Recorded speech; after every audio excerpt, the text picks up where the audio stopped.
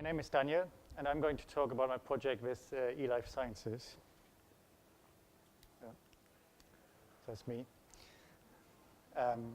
So during the story, there will be 5 participants, out of which the first one is Maria. Maria is a postdoc researcher, and she might research some interesting topic, like the social network of flies. And she might have a breakthrough discovery that she wants to publish. So she wants to submit it to a very known publisher. So how does Maria's timeline look like? Well, she waits. She waits a bit longer. She waits even longer. After 9 months, her paper got rejected. Well, that's sad.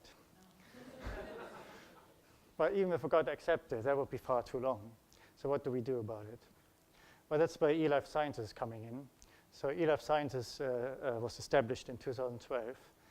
And part of their mission is to bring open access and fast peer reviews to the science community.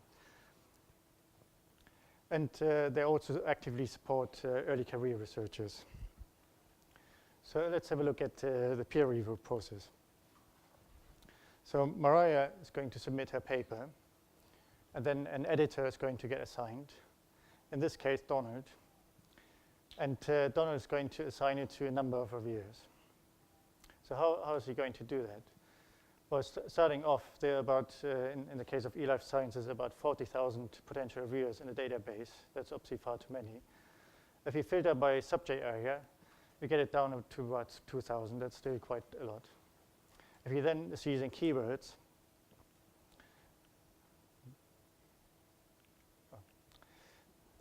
that reduces the number quite dramatically. So let's have a look at one of the potential reviewers. In this case, Brian.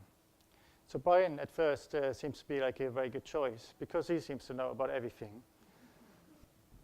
He's also well recognized. But there may be one problem. Brian is very busy. So perhaps he wasn't a good choice after all.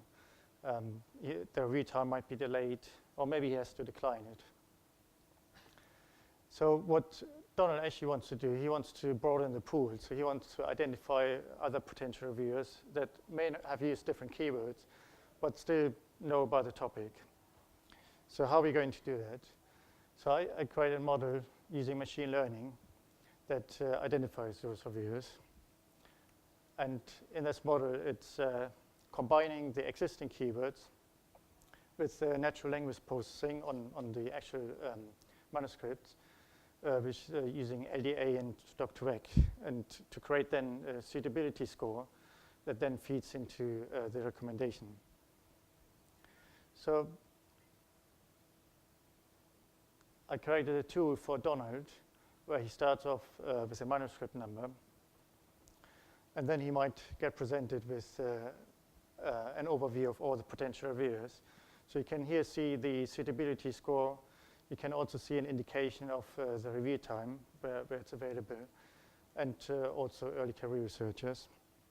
So if we look at one a bit closer, in this case Alexa, then we see a lot more detail. Some of the more important information is the review time. So we can see the average review time in this case is about 12 days, which is pretty good. You can also see the suitability score. We can also see that currently we are waiting for 2 responses. So maybe we need to check with her whether she actually has time or not. Another potential reviewer would be the early career researcher. Because remember, eLife Sciences wants to support early career researchers. Because we don't have as much data available for them, we get extra data from an external data source, in this case, the manuscripts. And